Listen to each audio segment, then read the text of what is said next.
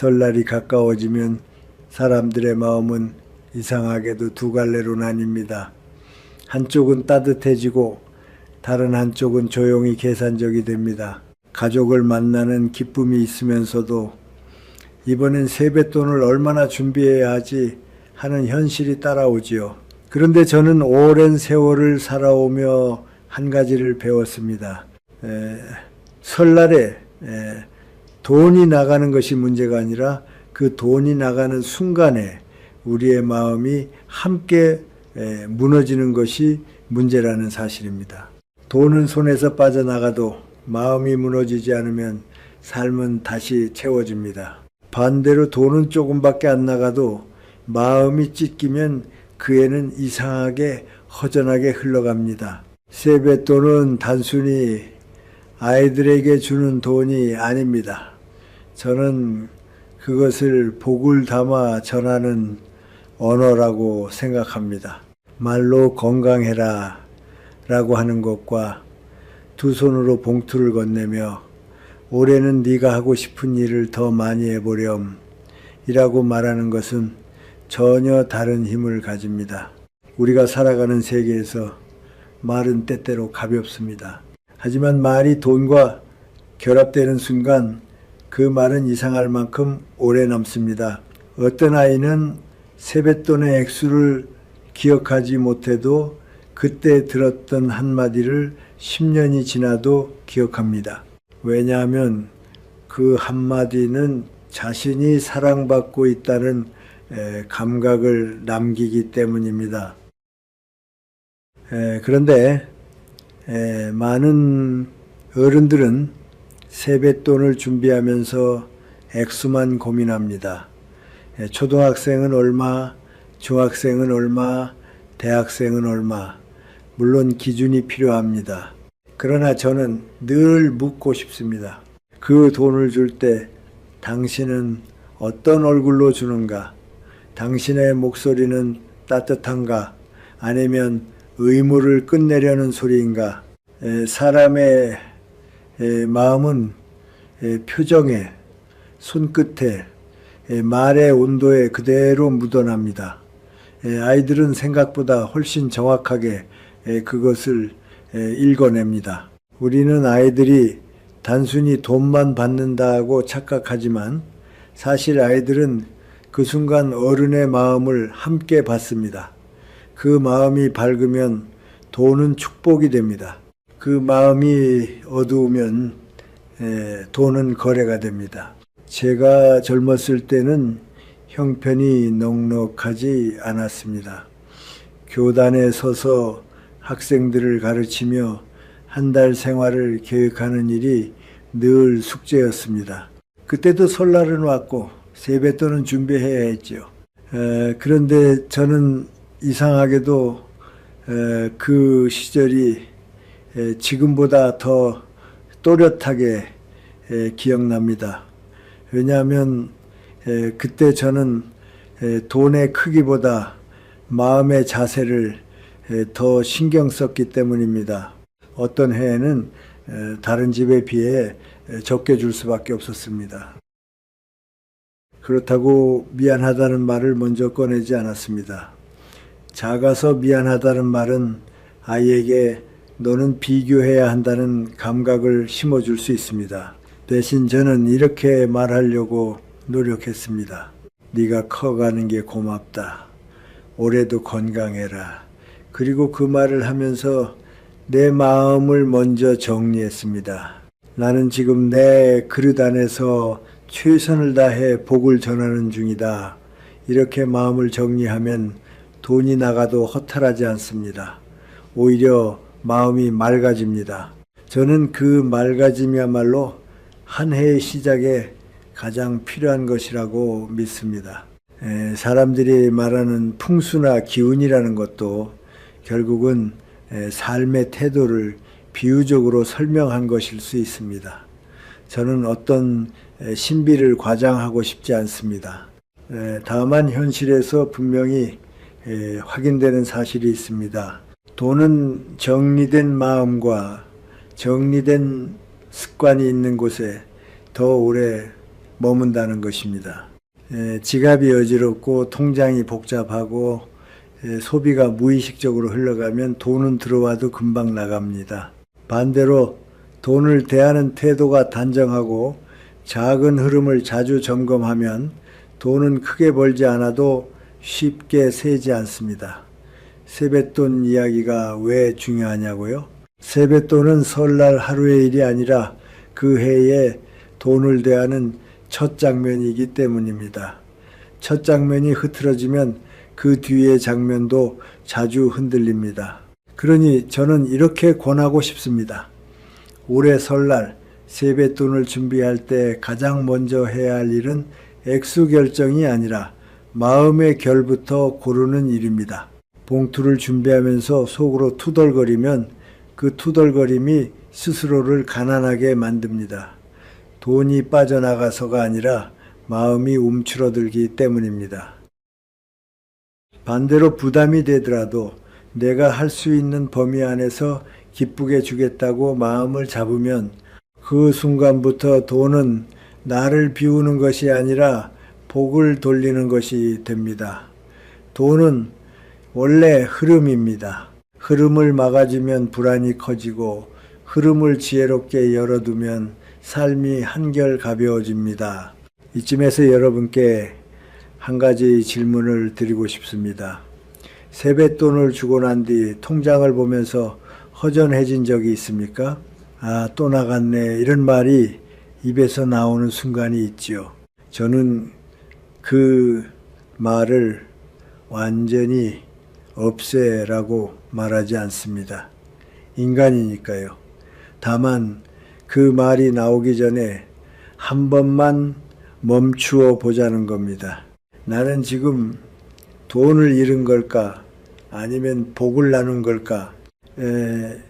질문이 바뀌면 감정이 달라지고 감정이 달라지면 그 뒤에 행동이 달라집니다. 그리고 행동이 달라지면 한 해의 경제적 흐름도 달라집니다. 결국 삶은 큰 결심이 아니라 작은 장면의 반복으로 바뀌기 때문입니다. 많은 분들이 가장 먼저 묻는 것은 늘 같습니다. 새 돈이 꼭 필요합니까? 봉투는 어떤 걸 써야 합니까? 봉투에 뭐라고 써야 합니까? 저는 이런 질문들이 자연스럽다고 생각합니다. 사람은 마음만으로는 불안이 가라앉지 않을 때가 있고 그럴 때는 형식이 마음을 돕는 지팡이가 되기 때문입니다. 다만 형식이 마음을 대신하면 문제가 됩니다. 그러니 오늘 이야기는 이 한 문장으로 시작하겠습니다. 형식은 마음을 돕는 도구이지 마음을 가리는 가면이 아닙니다.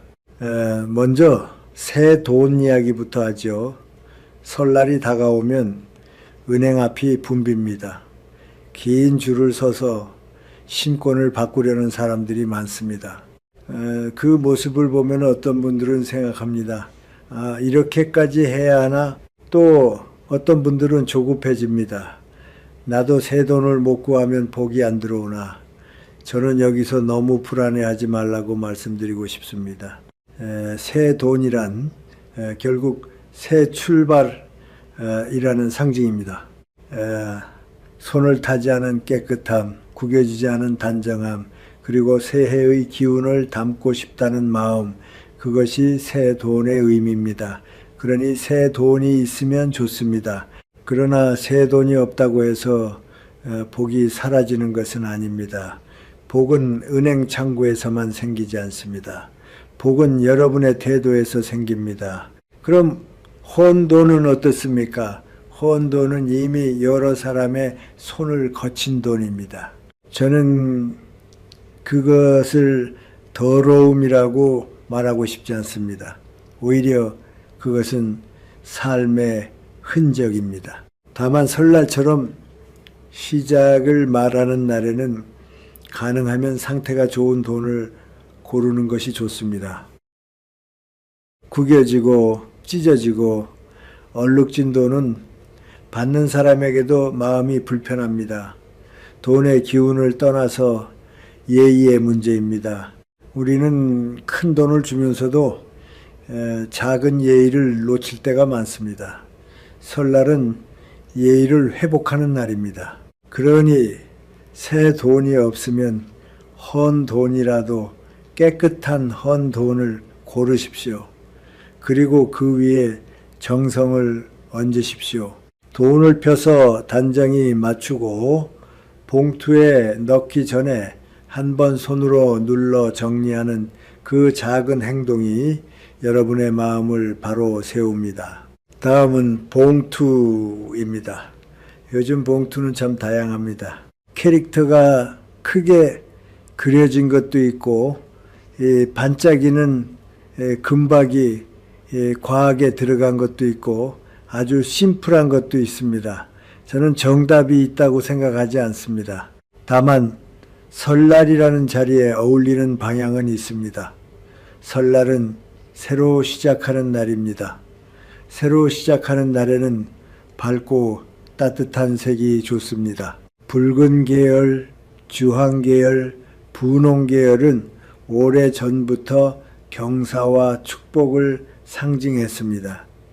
노란 계열, 금색 계열도 재물과 풍요의 상징이니 무난합니다. 그러나 너무 과하게 화려하면 오히려 마음이 산만해집니다. 저는 나이가 들수록 알게 됩니다. 복은 요란함을 좋아하지 않습니다. 복은 단정함을 좋아합니다. 조용히 준비된 마음이 복을 오래 붙잡습니다. 피해야 할 색도 있습니다. 너무 어두운 색은 설날의 분위기와 잘 맞지 않습니다. 검정, 짙은 남색, 회색 같은 색은 무거운 인상을 줍니다. 흰색은 깨끗하지만 우리 문화에서는 때로 상례를 떠올리게 하기도 합니다. 저는 여기서 미신을 강조하고 싶지 않습니다. 다만 연상이라는 것은 인간의 마음을 실제로 움직입니다. 설날은 좋은 연상을 만드는 날입니다. 그러니 밝고 따뜻한 색을 선택하는 것이 무난합니다. 그리고 봉투에서 더 중요한 것은 글씨입니다. 봉투에 무엇을 쓰느냐. 저는 이 부분에서 많은 어른들이 실수하는 것을 봅니다. 봉투에 아이 이름을 쓰는 것은 좋습니다. 이름을 불러준다는 것은 너를 한 사람으로 존중한다는 뜻이니까요. 그런데 그 다음에 어떤 말을 쓰느냐가 중요합니다. 가장 흔한 실수는 훈계입니다. 아껴 써라. 함부로 쓰지 마라. 공부 열심히 해라. 낭비하지 마라. 이런 말들은 나쁜 의도가 아닙니다. 하지만 그 말은 봉투를 축복이 아니라 조건으로 바꿉니다. 조건이 붙는 순간 아이는 돈을 사랑의 표현이 아니라 평가의 도구로 느낄 수 있습니다. 저는 학교에서 많은 아이들을 보았습니다. 조건 속에서 자란 아이는 사랑을 받을 때도 늘 불안합니다. 내가 충분히 잘해야 사랑받는구나 하는 생각이 생기기 때문입니다. 설날만큼은 그런 불안을 주지 않았으면 합니다. 그럼 어떤 말이 좋을까요? 저는 아주 단순한 말이 좋다고 생각합니다. 건강해라, 행복해라, 올해도 너답게 살아라, 하고 싶은 걸 하나씩 해봐라, 늘 안전하길 바란다. 이런 말은 아이의 마음을 넓힙니다. 돈은 흐름이라고 했죠. 흐름을 넓히는 말이 좋습니다. 막는 말은 피하십시오. 하지 마라, 조심해라, 아껴라 같은 말은 막습니다. 물론 절제가 중요합니다. 그러나 절제는 명령으로 배우는 게 아니라 삶의 경험으로 배웁니다. 설날 봉투는 절제를 가르치는 교과서가 아니라 마음을 키우는 씨앗이어야 합니다. 혹시 이렇게 말하는 분도 있습니다. 그래도 아이가 너무 쉽게 쓰면 어떡합니까? 저는 그 마음을 이해합니다. 그래서 제가 권하는 방법은 말로 통제하는 것이 아니라 말로 방향을 주는 것입니다. 예를 들어 이 돈으로 너에게 기쁜 일이 하나 생기면 좋겠다. 너 자신을 아끼는 데 쓰면 좋겠다. 필요한 곳에 잘 쓰길 바란다. 이렇게 말하면 통제가 아니라 신뢰가 됩니다. 신뢰는 아이를 성숙하게 만듭니다. 통제는 아이를 숨게 만듭니다. 또 하나 봉투를 재사용하는 습관이 있습니다. 작년에 받았던 봉투를 다시 꺼내 쓰는 경우지요. 저는 가능하면 피하라고 말씀드리고 싶습니다. 이유는 단순합니다. 설날은 새로움의 상징입니다. 새로움은 큰 돈으로 만드는 것이 아니라 작은 준비로 만듭니다. 새 봉투가 부담이라면 아주 깨끗한 종이에 정성껏 싸도 좋습니다. 중요한 것은 새로움의 태도입니다.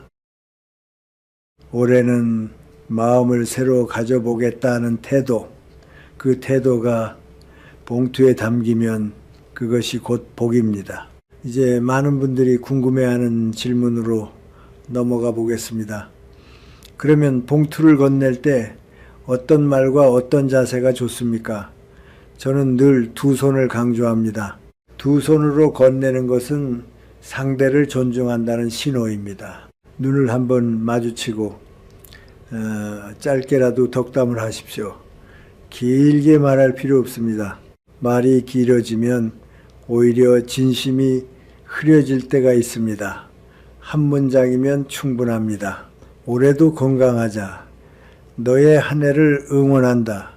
그 한 문장이 봉투보다 더 오래 남을 수 있습니다. 세뱃돈 이야기를 하다 보면은 결국 가장 현실적인 질문으로 돌아옵니다. 그래서 얼마를 주는 게 맞습니까? 저는 이 질문이 부끄러운 질문이 아니라고 생각합니다. 삶은 마음만으로 굴러가지 않습니다. 마음이 방향이라면은 돈은 바퀴입니다. 바퀴가 있어야 길을 갑니다. 다만 바퀴가 너무 크면 굴리기 힘들고 너무 작으면 넘어지기 쉽습니다. 먼저 저는 한 가지를 분명히 말씀드리고 싶습니다. 세뱃돈의 가치는 숫자만으로 정해지지 않습니다. 저는 수많은 사람을 만나며 돈을 많이 줬는데도 관계가 멀어졌다는 이야기를 자주 들었습니다. 반대로 돈은 많지 않았지만 그 집은 늘 따뜻했다는 이야기도 들었습니다. 무엇이 차이를 만들었을까요? 결국 액수는 관계의 온도를 대신할 수 없습니다. 돈은 사랑을 표현할 수는 있지만 사랑 그 자체가 되지는 못합니다. 그러니 액수를 정할 때도 마음의 균형을 먼저 세워야 합니다. 나는 지금 누군가를 기쁘게 하려는가? 아니면 내가 불안해서 과하게 주려는가? 이 질문을 한 번만 스스로에게 해보면 액수의 기준이 훨씬 맑아집니다. 그럼에도 불구하고 기준이 필요하죠. I&I, 관계의 거리, 그리고 무엇보다 내 형편. 저는 세뱃돈을 정할 때 세 가지 원칙을 권합니다. 첫째, 관계가 편안해야 합니다. 둘째, 내가 흔들리지 않아야 합니다. 셋째, 다음날의 삶이 무너지지 않아야 합니다. 이 세 가지가 충족되면은 액수는 대부분 크게 틀리지 않습니다. 많은 분들이 홀수와 짝수 이야기를 합니다. 전통적으로 경사에는 홀수가 길하다고 여겨지기도 하지요. 1만 원, 3만 원, 5만 원. 홀수는 뭔가 흐름이 열린 느낌이 있습니다. 하지만 저는 그것을 너무 절대적인 규칙으로 삼지 않았으면 합니다. 홀수든 짝수든 결국 중요한 것은 내 마음이 그 돈을 어떻게 바라보는가입니다.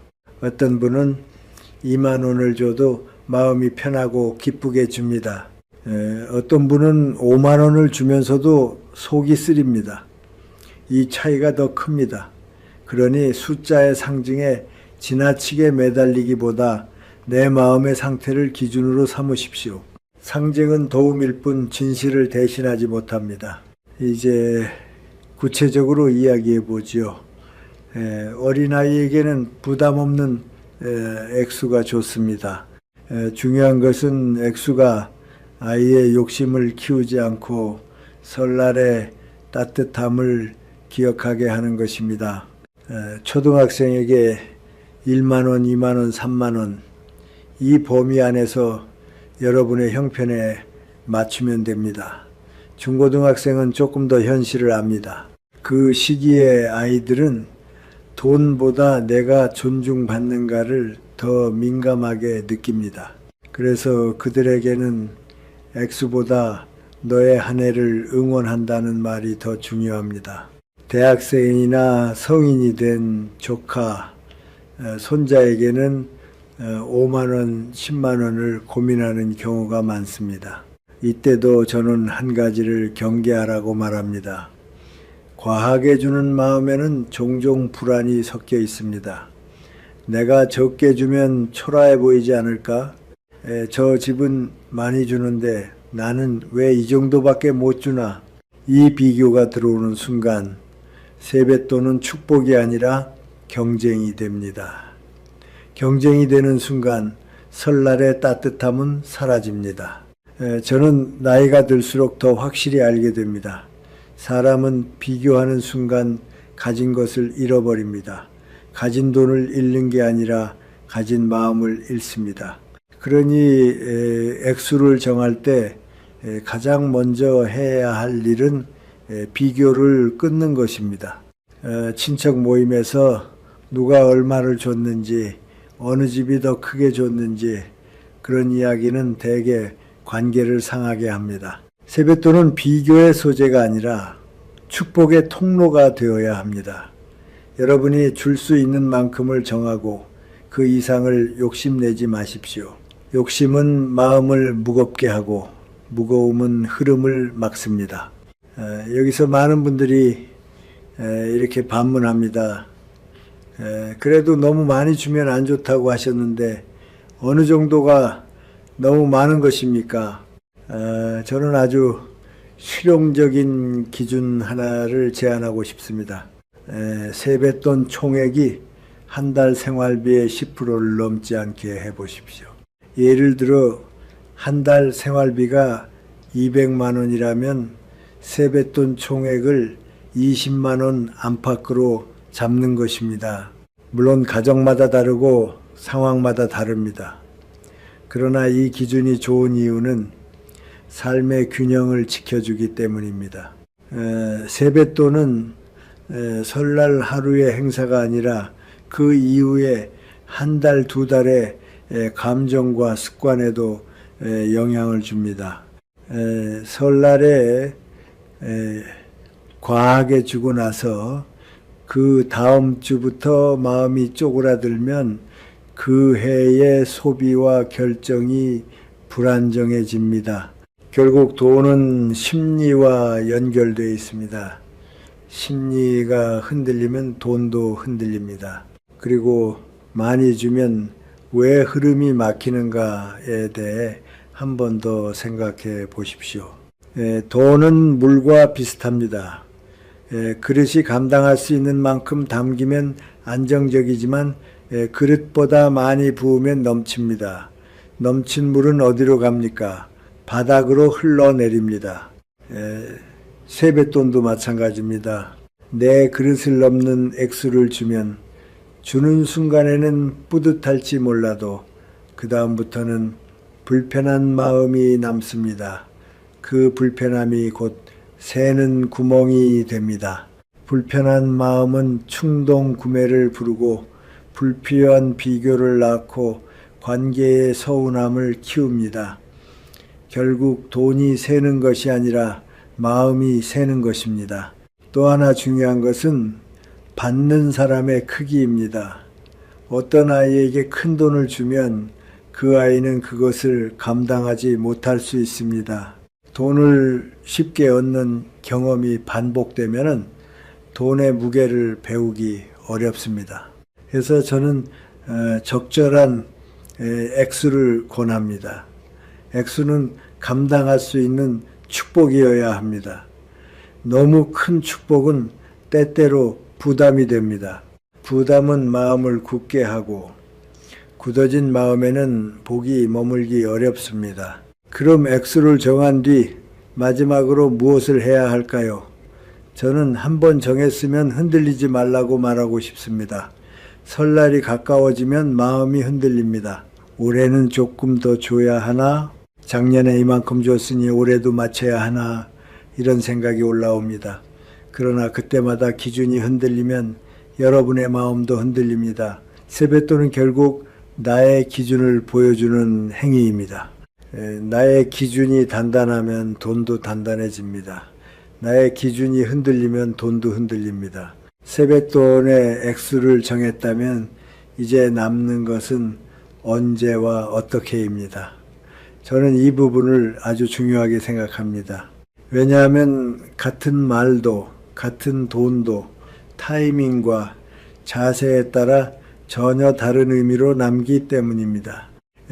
사람이 살아가는 데에는 내용만큼이나 형식이 필요합니다. 다만 형식이 내용보다 앞서면 공허해지고 내용이 형식을 무시하면 거칠어집니다. 설날의 세뱃돈은 그 둘이 균형을 이루기 좋은 장면입니다. 그래서 오늘은 주는 순간의 품격에 대해 이야기해 보겠습니다. 우선 타이밍부터 보지요. 풍수에서는 아침이 좋다고 말합니다. 저는 그 말이 꼭 미신이라고만 생각하지 않습니다. 아침은 사람이 덜 지쳐있고 마음이 비교적 맑습니다. 가족들이 모여서 인사를 나누는 순간에도 아침의 공기는 아직 새롭고 깨끗합니다. 그 시간에 주고받는 말은 묘하게 부드럽게 남습니다. 반대로 밤이 깊어지면 어떻습니까? 다들 피곤해지고 말이 짧아지고 표정이 무뎌집니다. 그리고 사람은 피곤할 때 작은 일을 대충 처리합니다. 세뱃돈도 그 대충 속으로 들어가 버리면은 그것은 축복이 아니라 업무가 됩니다. 저는 설날을 업무로 만들지 않았으면 합니다. 설날은 인간이 인간에게 돌아가는 날입니다. 그래서 가능하다면 세배를 받고 덕담을 나누는 그 자리에서 오전 중에 세뱃돈을 건네는 것이 가장 자연스럽습니다. 굳이 정확한 시간을 말하자면은 많은 분들이 말하는 오전 9시에서 11시 사이. 하지만 저는 시간을 숫자로 외우기보다 이런 기준을 드리고 싶습니다. 가족의 얼굴이 아직 따뜻할 때 그게 가장 좋은 시간입니다. 웃음이 있고 말이 길어지지 않아도 진심이 통하는 시간. 그때 세뱃돈은 돈이 아니라 관계의 온기가 됩니다. 그렇다면 늦게 줄 수밖에 없는 경우는 어떻습니까? 현실에서는 충분히 그럴 수 있습니다. 친척들이 늦게 모일 수도 있고 식사와 이동이 겹칠 수도 있습니다. 저는 이런 상황에서 중요한 것은 늦게 줬다가 아니라 늦게 줬다는 이유로 마음까지 급해지는 것이라고 생각합니다. 늦게 주더라도 서두르지 마십시오. 이거 받아 하듯이 던지듯 주는 순간 그 돈은 축복이 아니라 철이 됩니다.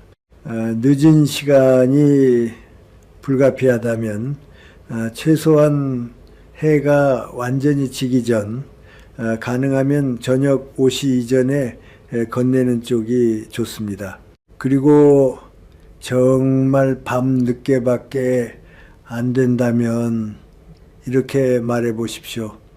이건 내일 아침에 열어보렴. 그 말 한마디가 의미를 바꿉니다. 확인하는 순간을 아침으로 옮겨주는 것이지요. 무엇보다 그 말은 아이에게 기다릴 줄 아는 마음을 가르칩니다. 삶에서 기다림은 큰 자산입니다. 이제 어떻게로 넘어가겠습니다. 저는 세뱃돈에서 가장 중요한 형식이 두 손이라고 생각합니다. 우리는 종종 돈을 다루면서 예의를 잊습니다. 돈이 손에 쥐어지는 순간 사람이 상대를 사람으로 보지 않고 거래의 대상으로 볼 때가 있습니다. 하지만 설날의 세뱃돈은 거래가 아닙니다. 그러니 두 손으로 건네십시오. 두 손으로 건네는 행위는 상대에게 이렇게 말합니다. 나는 너를 존중한다. 그리고 그 존중은 아이에게도 젊은 사람에게도 마음 깊이 남습니다. 저는 오래 살며 알게 되었습니다. 사람은 결국 존중받았던 기억으로 버팁니다. 돈이 많아서 버티는 게 아니라 존중받았던 기억이 있어서 버팁니다. 또 하나, 눈을 한번 맞추십시오. 짧아도 좋습니다. 눈을 맞추고 이름을 불러주고 한 문장을 건네는 것, 이 세 가지가 세뱃돈을 행사에서 관계로 바꿉니다. 많은 어른들이 말을 길게 하다가 실수합니다. 훈계가 나오고 비교가 나오고 조건이 붙습니다. 그래서 저는 한 문장으로 충분하다고 말합니다. 예를 들면 이런 것들입니다. 올해도 건강해라. 너의 한 해를 응원한다. 좋은 사람을 많이 만나라. 너답게 살아라. 이 한 문장은 봉투 속 돈보다 오래 갑니다. 그리고 이 한 문장이 아이의 마음을 가볍게 만듭니다. 여기서 조심해야 할 것이 있습니다. 봉투를 주면서 무심코 하는 말들입니다. 이거 아꼈어. 쓸데없는데 쓰지 마. 작년엔 뭐 샀어. 공부 열심히 해야 한다. 이런 말은 상대를 순간적으로 통제합니다. 통제는 관계를 굳게 합니다. 설날은 이 관계를 풀어야 하는 날인데 통제가 들어오면 관계는 다시 굳습니다. 세뱃돈은 네 삶을 네가 살아가라 하는 응원의 형태여야 합니다.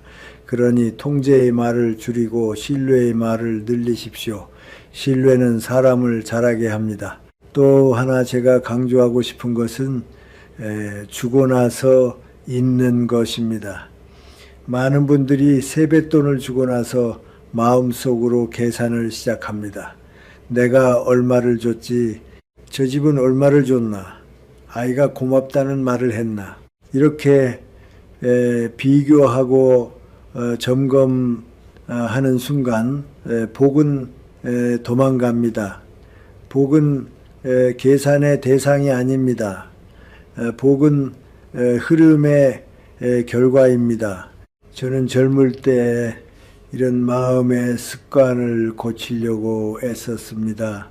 누군가에게 무언가를 주었으면 그 순간 끝내는 연습, 내가 준 것을 내 마음에서 떠나보내는 연습, 그 연습이 쌓이면 삶이 가벼워집니다. 가벼워진 마음은 더 정확한 판단을 합니다. 그 판단이 결국 돈의 흐름을 좋게 만듭니다. 그리고 한 가지 더, 세뱃돈을 받을 때 예의도 함께 가르치면 좋습니다. 아이가 봉투를 받자마자 뜯어보려 하면 화내지 말고 조용히 말해 보십시오. 집에 가서 열어도 된다. 그리고 아이가 두 손으로 받도록 자연스럽게 안내해 보십시오. 그게 예절입니다. 예절은 억압이 아니라 서로를 편하게 만드는 기술입니다. 예절이 있는 집안은 대체로 대화도 부드럽고 관계의 균형도 좋습니다. 관계의 균형이 좋으면 갈등이 줄고 갈등이 줄면 돈이 새는 구멍도 줄어듭니다. 결국 세뱃돈의 타이밍과 자세는 단순한 형식이 아니라 한 해의 생활 태도를 정하는 작은 교육입니다. 이제부터는 받는 쪽의 이야기입니다. 저는 이 부분이 오히려 더 중요하다고 생각합니다. 세뱃돈을 주는 사람은 마음을 담아 보내지만 받는 사람이 그 마음을 어떻게 다루느냐에 따라 그 돈은 축복이 되기도 하고 그냥 스쳐 지나가는 지출로 끝나기도 합니다. 우리는 흔히 세뱃돈을 아이들이 받는 돈이라고 생각하지만 사실 세뱃돈의 의미는 나이와 상관없이 같습니다. 누군가가 나를 생각하며 건넨 새해의 시작입니다. 시작은 늘 섬세하게 다뤄야 합니다. 시작이 흐트러지면은 그 뒤에 흐름도 자주 흐트러지니까요. 많은 사람들이 세뱃돈을 받자마자 이렇게 합니다. 봉투를 뜯고 돈을 꺼내 지갑에 넣거나 곧장 통장에 입금해버립니다. 겉으로 보기엔 합리적입니다. 하지만 저는 삶에서 합리적이라는 말이 때때로 우리를 무심하게 만든다는 것을 많이 보았습니다. 무심함은 습관이 되고 습관은 결국 인생의 흐름을 결정합니다. 세뱃돈을 받는 순간부터 72시간, 그러니까 3일은 무심함을 끊고 의식을 만드는 기간이라고 생각해 보십시오. 돈을 크게 벌기 전에 돈을 작은 태도로 대하는 법부터 배우는 시간입니다. 첫째 원칙은 간단합니다. 받은 당일에는 가능하면 봉투를 뜯지 마십시오. 저는 이것을 미신으로 말하는 것이 아닙니다.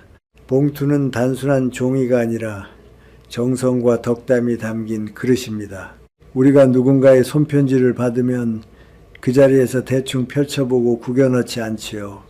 조용히 읽고 마음에 남기고 잘 보관합니다. 세뱃돈도 마찬가지입니다. 받은 당일은 감사의 날로 남겨두십시오. 감사로 하루를 마무리하면 사람은 이상하게 소비를 덜 합니다.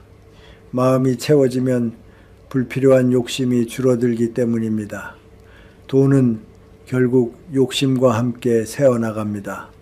그러니 첫날은 봉투를 그대로 둔 채 마음을 먼저 채우는 연습을 하십시오. 그렇다면 봉투를 어디에 두는 것이 좋을까요?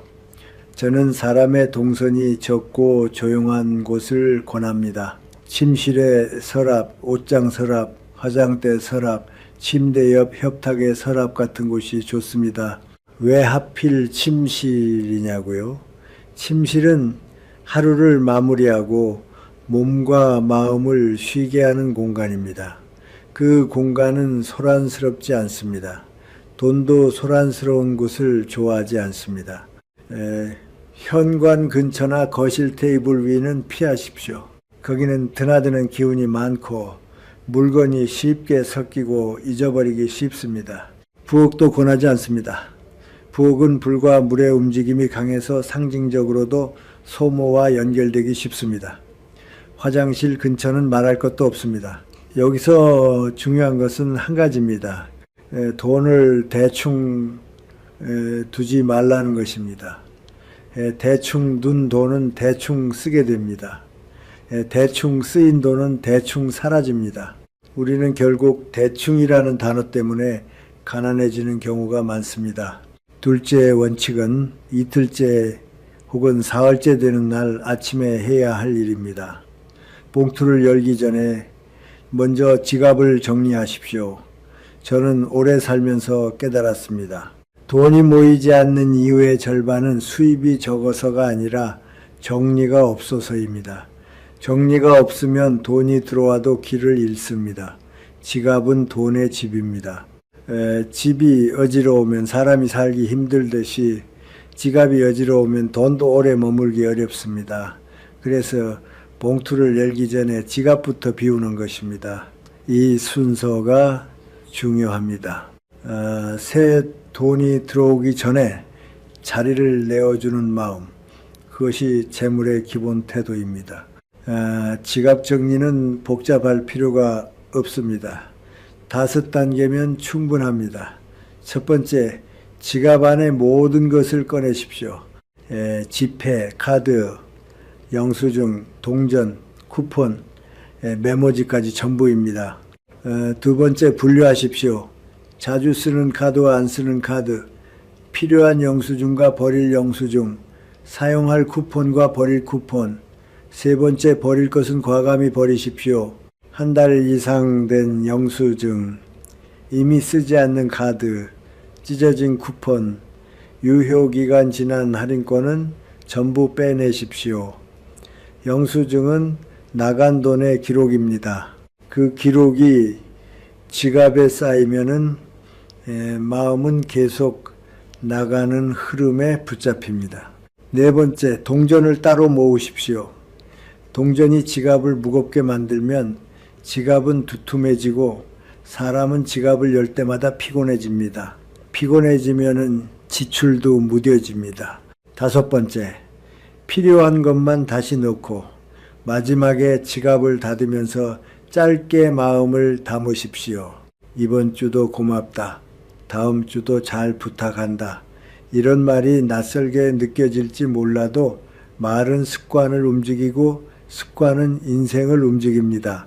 이제 지갑이 정리되었다면 봉투를 열어 세뱃돈을 꺼내십시오.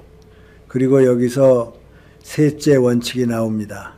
세뱃돈은 다른 돈과 섞지 마십시오. 지갑 칸이 여러 개라면 한 칸을 세뱃돈 전용으로 두는 것이 좋습니다. 칸이 하나뿐이라면 가장 안쪽에 따로 접어 넣으십시오. 이건 상징이 아니라 실용입니다. 섞어버리면은 세뱃돈은 곧 그냥 돈이 되어버리고 그러면 아무 생각 없이 쓰기 쉽습니다. 세뱃돈은 씨앗돈입니다. 씨앗은 바로 먹지 않고 자리를 잡게 한 뒤에 열매로 키웁니다. 그럼 세뱃돈은 영원히 쓰지 말아야 합니까? 아닙니다. 저는 돈을 우상화하지 않습니다. 돈은 써야 할 때 쓰는 것입니다. 다만 타이밍이 있습니다. 최소 7일, 가능하면 한 달 정도는 그대로 두어 보십시오. 그 기간 동안 여러분의 마음이 달라집니다. 나는 지금 돈을 함부로 쓰지 않고도 살 수 있구나 하는 자존감이 생깁니다. 돈에 대한 자존감은 아주 중요합니다. 사람은 돈이 많아서 흔들리지 않는 게 아니라 돈을 대하는 태도가 단단해서 흔들리지 않습니다. 만약 정말 급한 일이 생겨 세뱃돈을 써야 한다면 다른 돈을 먼저 쓰고 마지막으로 세뱃돈을 쓰십시오. 그리고 쓸 때는 이렇게 마음을 정리해 보십시오. 이 돈이 나를 도와줬다. 고맙다. 감사는 돈을 다시 부르는 태도입니다. 불평은 돈을 밀어내는 태도입니다. 넷째 원칙은 통장에 넣는 분들을 위한 것입니다. 세뱃돈을 입금하기 전에 통장 거래 내역을 한 번만 훑어보십시오. 작은 자동이체, 소액 결제, 잘 기억나지 않는 구독료가 없는지 확인하십시오. 지갑만 정리한다고 돈이 모이지 않습니다. 통장도 정리해야 합니다. 통장이 복잡하면 돈은 들어와도 새어나갈 구멍이 많습니다. 저는 오랜 세월 큰 돈보다 작은 돈이 사람을 가난하게 만든다는 것을 봤습니다. 큰 돈은 눈에 보이니 조심하지만 작은 돈은 무심코 나갑니다. 그리고 무심코 나가는 작은 돈이 한 달, 1년을 갉아먹습니다. 세뱃돈을 입금하는 날을 통장 정리의 날로 삼으십시오. 그 하루가 여러분의 한 해를 바꿀 수 있습니다. 다섯째 원칙은 자리를 정했으면 옮기지 말라는 것입니다. 일주일이 지나면 세뱃돈의 보관처를 결정하십시오. 지갑에 둘 것인지 통장에 넣을 것인지 아니면 금고나 서랍에 별도로 둘 것인지 선택은 각자의 목적에 따라 다릅니다. 중요한 것은 자리를 자꾸 바꾸지 않는 것입니다. 오늘은 지갑, 내일은 통장, 모레는 서랍, 이렇게 옮기다 보면은 돈의 존재감이 흐려지고 결국 잊어버리기 쉽습니다. 잊어버리는 순간 돈은 이미 여러분의 마음에서 떠난 것입니다. 돈이 마음에서 떠나면 돈은 실제로도 쉽게 떠납니다. 마지막으로 받는 쪽이 반드시 피해야 할 행동들을 정리하겠습니다. 첫째, 받자마자 쓰는 것, 특히 그날이나 다음날 바로 쓰는 것은 축복을 받자마자 버리는 습관이 됩니다. 둘째, 빚 갚는 데 쓰는 것, 세뱃돈은 미래의 씨앗인데 그것을 과거의 구멍을 메우는 데 쓰면은 흐름이 뒤로 향합니다. 빚은 계획으로 갚고 씨앗은 앞으로 보내십시오. 셋째, 남에게 빌려주는 것 도와주고 싶다면 세뱃돈이 아닌 다른 돈으로 도우십시오. 넷째, SNS에 자랑하는 것. 복은 소란 속에서 오래 머물지 않습니다. 다섯째, 어디에 두었는지 잊어버리는 것. 돈을 존중한다는 것은 돈을 기억한다는 것입니다. 기억하지 않는 돈은 지켜지지 않습니다. 세뱃돈은 받는 순간부터 돈이 아니라 습관이 된다. 72시간의 태도가 1년의 흐름을 만든다.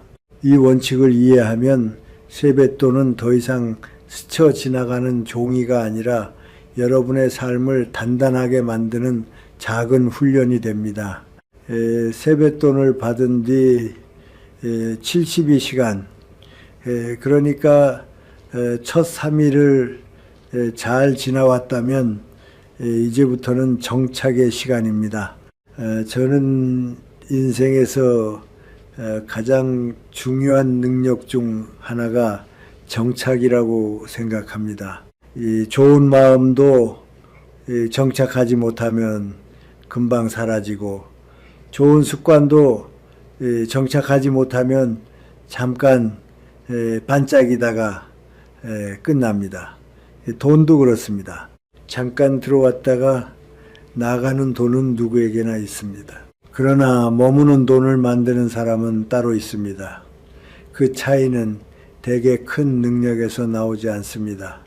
작은 정착의 힘에서 나옵니다. 먼저 일주일이 지났을 때 해야 할 일입니다. 사람은 이상하게도 시간이 조금만 지나면 마음이 느슨해집니다. 설날 당일에는 다짐도 하고 지갑도 정리하고 봉투도 따로 두겠다고 합니다. 그런데 일주일 뒤가 되면은 다시 원래 습관으로 돌아갑니다. 그래서 일주일 점검이 중요합니다. 일주일 점검이란 거창한 것이 아닙니다. 세 가지를 확인하는 일입니다. 첫째, 세뱃돈이 지금 어디에 있는가? 둘째, 지갑은 다시 어지러워지지 않았는가? 셋째, 통장은 불필요한 새는 구멍이 없는가? 이 세 가지를 확인하는데 10분이면 충분합니다. 그러나 이 10분이 한 해를 바꿉니다.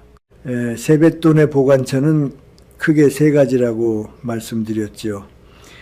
지갑, 통장, 혹은 별도의 보관함, 서랍, 금고, 상자, 어느 것이 정답이라는 것은 없습니다. 다만 선택에는 의미가 있습니다. 지갑에 둔다면은 그 의미는 흐름 속에서 돈을 키우겠다는 것입니다. 나는 돈이 돌고 도는 일상 속에서 씨앗 돈을 기준으로 지출을 더 의식하겠다는 뜻이지요. 통장에 둔다면은 그 의미는 차곡차곡 모으겠다는 것입니다. 안정과 축적의 길입니다. 별도의 보관함에 둔다면 그 의미는 목적을 정해 특별하게 지키겠다는 것입니다. 여행 자금, 비상금 혹은 가족을 위한 어떤 계획, 중요한 것은 한 가지입니다. 선택을 했다면 최소 한 달은 그 자리를 지키십시오. 자꾸 옮기면 돈은 내 자리가 어딘지 모르게 됩니다. 사람도 집이 자꾸 바뀌면 불안해집니다. 돈도 마찬가지입니다. 돈이 불안해지면 머물지 않습니다. 여기서 많은 분들이 실수하는 것이 있습니다. 세뱃돈을 어디에 두어야 할지 고민하다가 결국은 아무렇게나 섞어버리는 것입니다. 그러면은 세뱃돈은 씨앗이 아니라 그냥 돈이 됩니다. 씨앗은 구분이 있어야 합니다. 구분이 있어야 마음이 달라집니다. 마음이 달라져야 행동이 달라집니다. 행동이 달라져야 돈의 흐름이 달라집니다. 그러니 일주일 후에는 결정을 내리십시오. 나는 올해는 지갑에 한 칸을 씨앗돈으로 두겠다. 혹은 나는 이 돈을 통장에 넣고 매달 조금씩 더 보태겠다. 이렇게 말입니다. 결정은 흐름을 안정시키는 힘입니다. 다음은 지갑 이야기입니다. 저는 솔직히 말해서 재물운이라는 말을 들으면 가장 먼저 떠오르는 것이 지갑입니다. 사람들은 큰 투자나 큰 기회만 생각하지만 돈의 흐름은 대개 아주 작은 곳에서 결정됩니다. 지갑을 열어보면 그 사람의 돈 습관이 보입니다. 영수증이 가득한 지갑은 나가는 기록에 마음이 붙어 있는 지갑입니다. 쓰지 않는 카드가 한가득인 지갑은 정리되지 않은 선택이 많은 지갑입니다. 동전이 잔뜩 들어있는 무거운 지갑은 쓸데없는 짐을 달고 다니는 지갑입니다. 이런 지갑에서 돈이 오래 머물기 어렵습니다. 돈은 편안한 곳을 찾습니다. 사람도 편안한 집을 찾듯이 돈도 단정한 집을 찾습니다. 그래서 저는 한 달 루틴을 권합니다. 아주 간단합니다. 주 1회 5분, 일주일에 한 번이면 충분합니다. 날짜를 정하십시오. 예를 들어 일요일 저녁 혹은 금요일 저녁 한 주를 마무리하며 지갑도 함께 마무리하는 것입니다. 루틴의 첫 번째는 전부 꺼내기입니다. 지갑 안에 모든 것을 꺼내십시오. 두 번째는 버리기입니다. 필요 없는 영수증, 안 쓰는 쿠폰, 잊고 있던 카드들을 과감히 빼십시오. 세 번째는 정리해서 넣기입니다. 지폐는 금액별로, 카드는 자주 쓰는 순서대로, 씨앗돈은 따로 한 칸에, 네 번째는 동전 분리입니다. 동전은 동전 지갑이나 저금통으로 옮기십시오. 다섯 번째는 감사입니다. 지갑을 닫기 전에 마음으로 한마디 하십시오. 이번 주도 수고했다. 이 5단계가 습관이 되면 지갑은 가벼워집니다. 가벼워진 지갑은 지출도 가볍게 만들어줍니다. 돈은 무게와 함께 움직입니다. 무거운 지갑은 마음도 무겁게 하고 무거운 마음은 충동 구매를 부릅니다. 가벼운 지갑은 마음도 가볍게 하고 가벼운 마음은 불필요한 소비를 줄입니다. 이제 절대 하면 안 되는 지갑 습관을 정리해 보겠습니다. 첫째, 지갑을 바닥에 두는 습관입니다. 저는 이것을 상징으로도 현실로도 좋지 않다고 봅니다. 바닥에 두면 지갑을 잊어버리기 쉽고 더러워지기 쉽습니다. 그리고 마음도 대충 두는 습관에 익숙해집니다. 지갑은 늘 일정한 자리에 두십시오. 가방 안, 서랍 안, 현관의 작은 상위, 자리를 정하고 지키는 것만으로도 돈에 대한 태도가 달라집니다. 둘째, 지갑을 여러 개로 나누는 습관입니다. 카드 지갑, 현금 지갑, 동전 지갑, 비상금 지갑, 물론 필요할 수도 있습니다. 그러나 너무 많이 나누면 돈이 분산되고 돈의 흐름도 분산됩니다. 가능하면 1개, 많아도 2개 정도로 단순화하십시오. 단순함은 재물의 기본입니다. 셋째, 낡고 찢어진 지갑을 계속 쓰는 습관입니다. 돈의 집이 낡으면 돈은 오래 머물기 어렵습니다. 비싼 지갑이 중요한 것이 아니라 깨끗하고 단정한 지갑이 중요합니다. 넷째, 지갑에 돈 외의 물건을 너무 많이 넣는 습관입니다.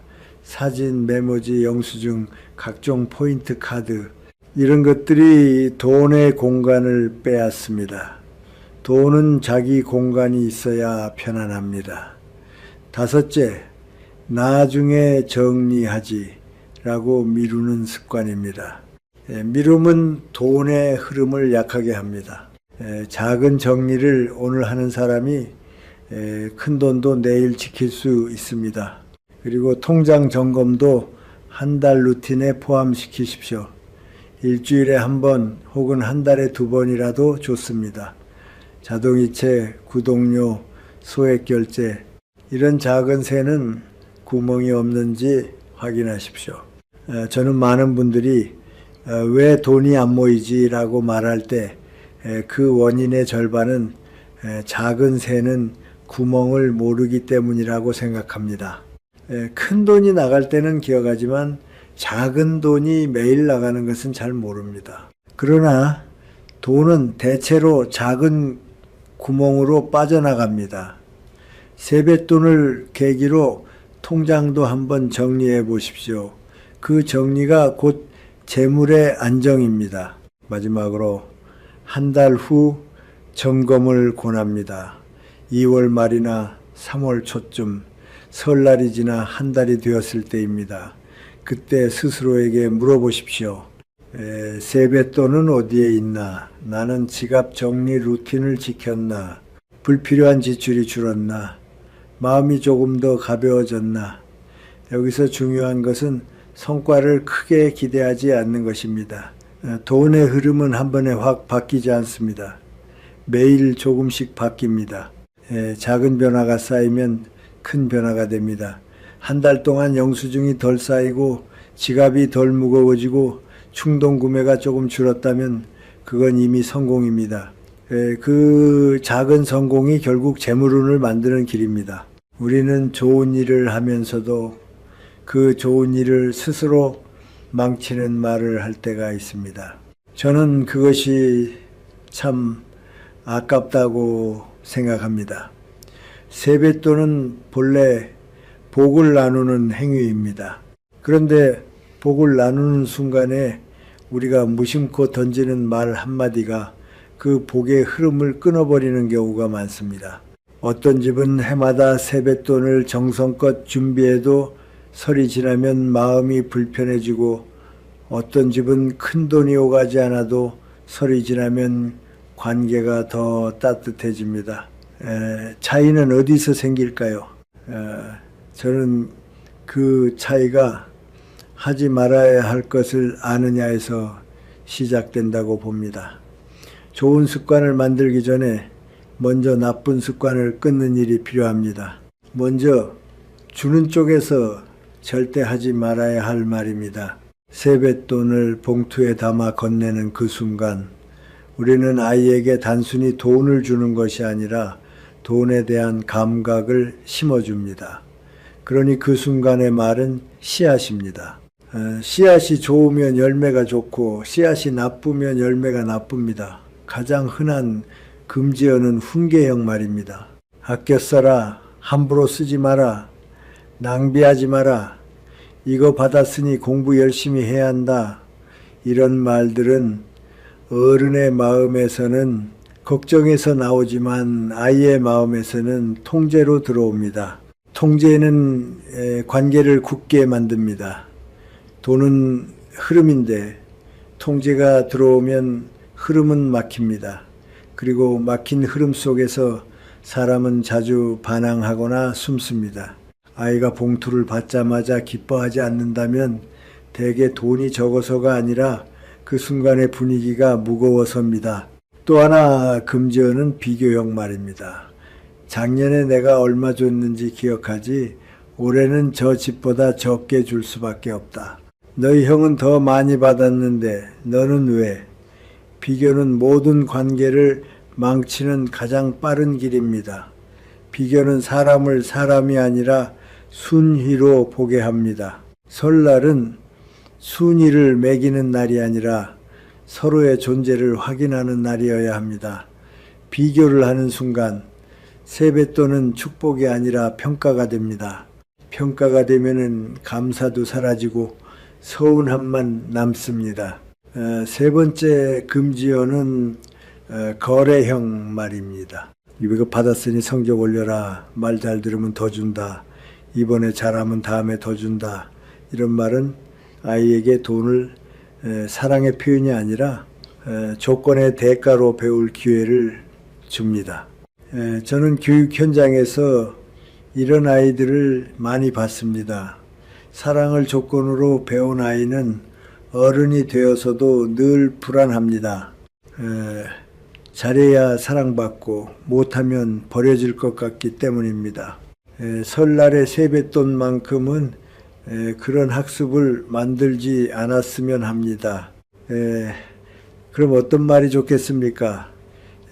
저는 아주 단순한 말이 가장 깊다고 생각합니다. 건강해라, 행복해라, 올해도 너를 응원한다, 하고 싶은 일 하나씩 해봐라, 너답게 살아라.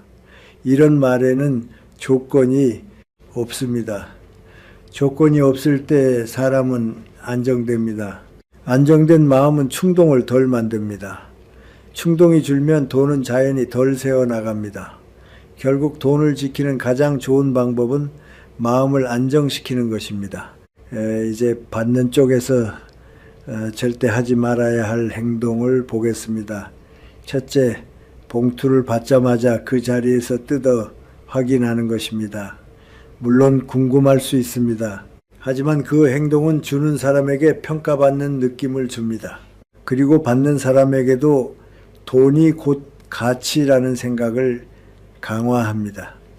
봉투는 집에 가서 조용히 여는 것이 좋습니다.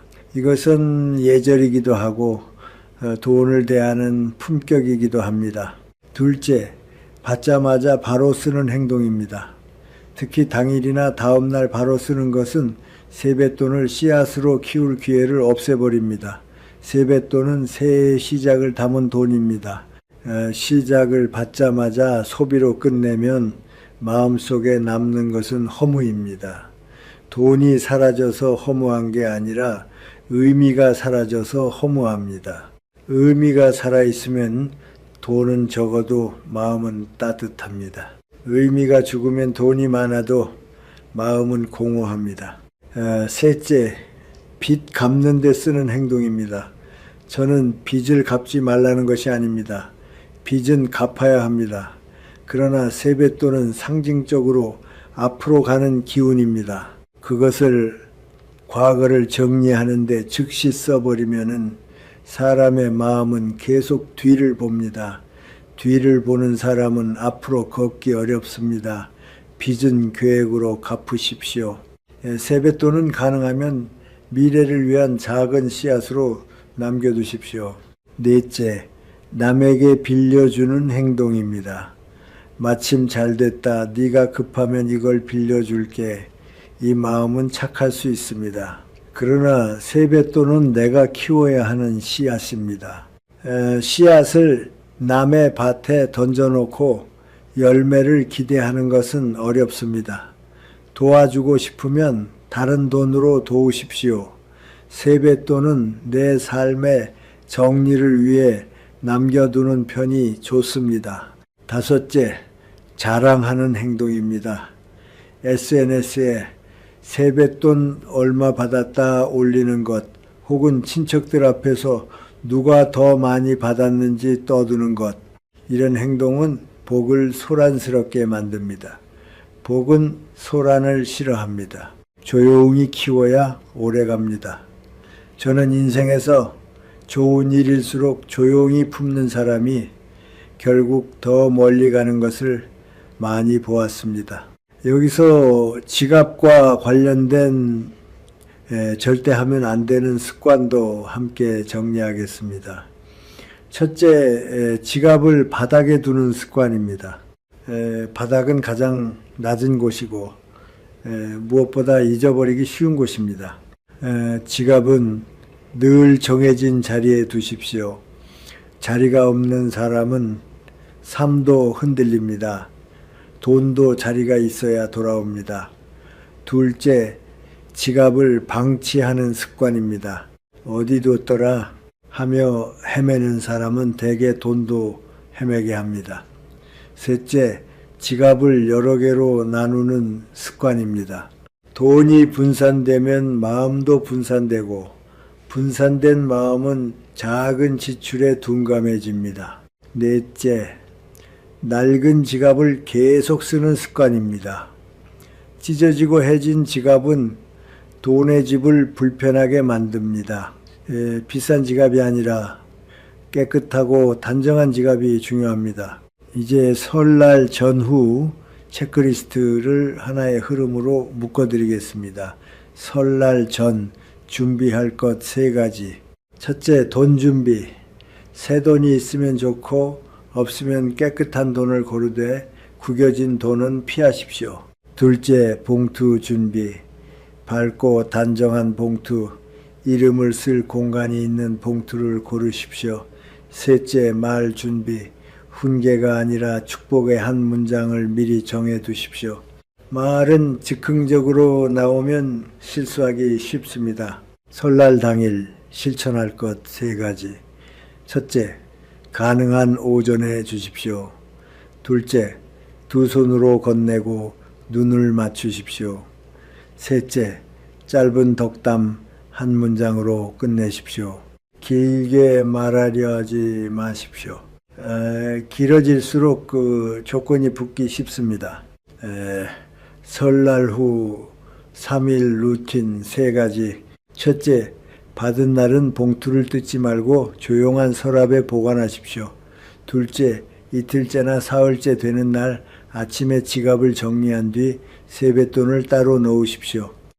셋째, 최소 7일은 그대로 두고 일주일 뒤에 보관처를 확정하십시오. 그리고 한 달 동안 그 자리를 지키십시오. 우리는 설날을 지나고 나면 다시 일상으로 돌아갑니다. 그리고 일상은 언제나 바쁩니다. 바쁘다는 이유로 사람은 쉽게 잊습니다. 설날 아침에 마음을 다잡던 다짐도, 봉투를 정성껏 준비하던 손길도, 지갑을 정리하며 느꼈던 가벼움도 며칠만 지나면 흐려집니다. 설날은 하루의 행사가 아니라 한 해의 방향을 정하는 첫 문장이라는 것. 첫 문장이 바르면은 그 뒤의 문장은 흔들려도 다시 돌아올 수 있습니다. 첫 문장이 흐트러지면 그 뒤의 문장은 점점 더 흐트러집니다. 오늘은 그 첫 문장을 여러분이 스스로 다시 쓸 수 있도록 모든 내용을 한 번 더 단단히 정리해 드리겠습니다. 우리가 세뱃돈을 이야기하며 결국 도달한 결론은 단순합니다. 세뱃돈은 돈이 아니라 태도입니다. 주는 사람에게는 복을 나누는 태도, 받는 사람에게는 복을 키우는 태도. 이 태도가 바뀌면 돈의 흐름도 바뀝니다. 저는 오랜 세월을 살아오며 사람의 삶이 어느 날 갑자기 바뀌는 경우를 거의 보지 못했습니다. 다만 작은 태도가 반복되어 어느 순간 큰 방향을 만들었습니다. 돈도 같습니다. 큰 수입보다 더 중요한 것은 작은 습관입니다. 작은 습관이 돈을 지키고 돈을 지키는 습관이 결국 삶의 안정감을 만들지요. 먼저 주는 쪽의 핵심을 정리하겠습니다. 첫째, 액수보다 마음입니다. 너무 많은 돈을 주는 것이 꼭 좋은 것이 아니고 적은 돈을 주는 것이 꼭 초라한 것도 아닙니다. 중요한 것은 내 형편 안에서 흔들리지 않는 기준을 세우는 것입니다.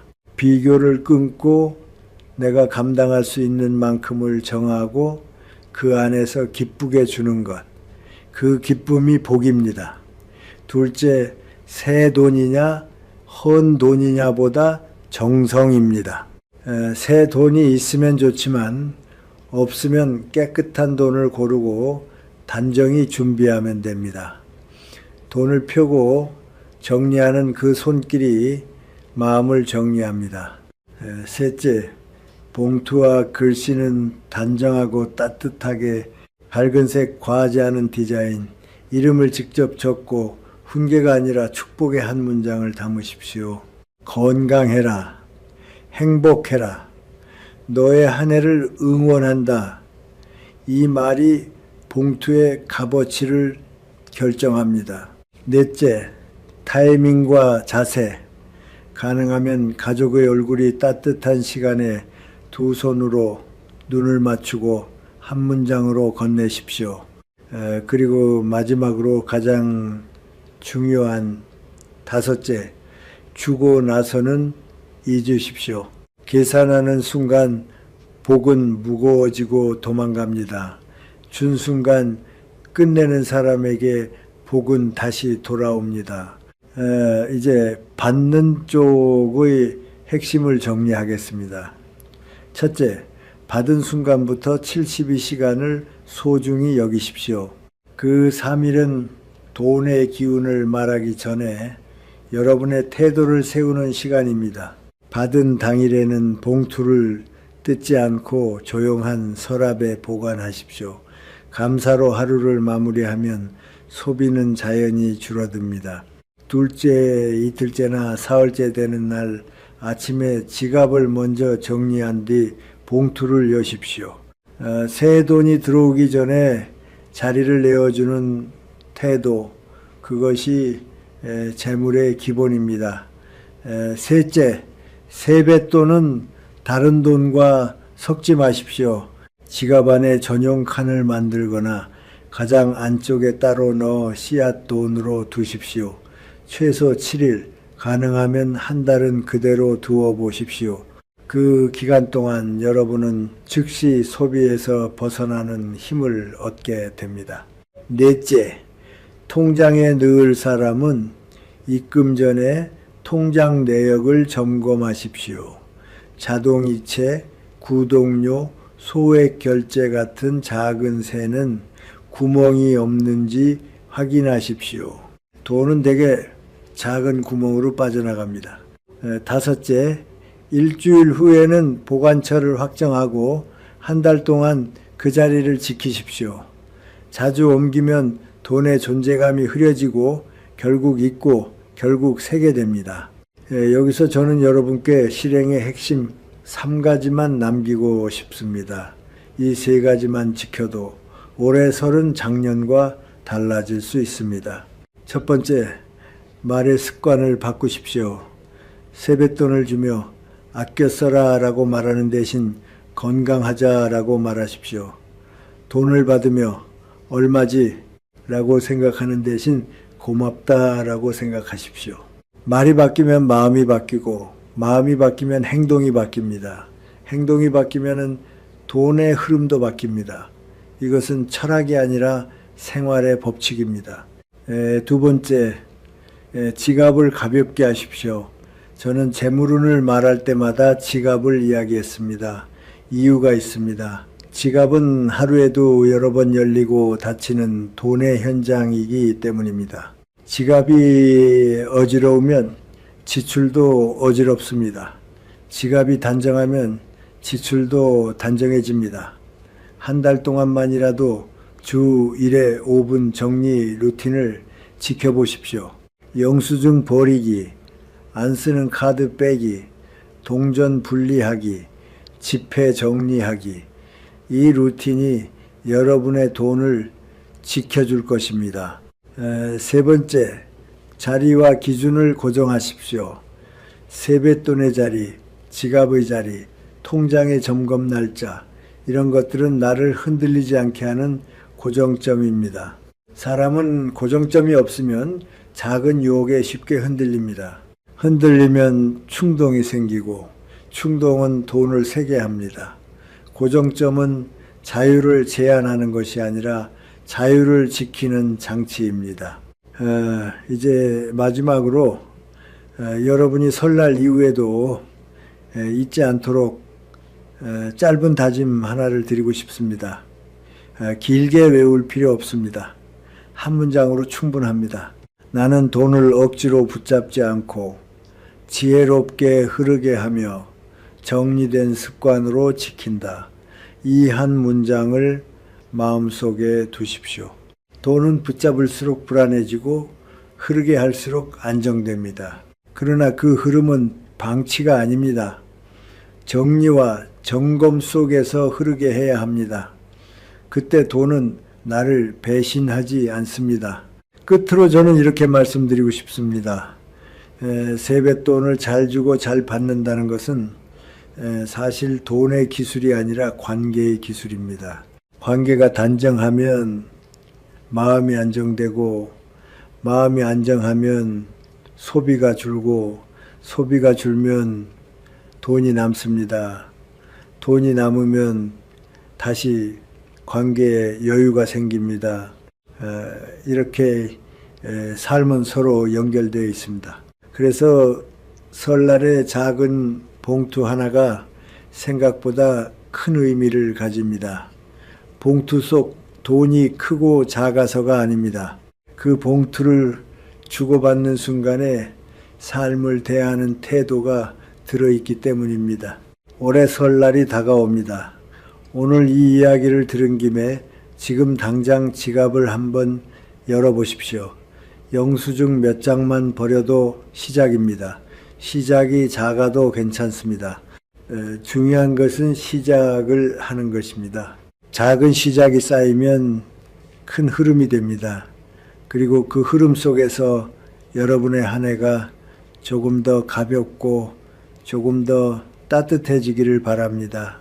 설날 복 많이 받으십시오.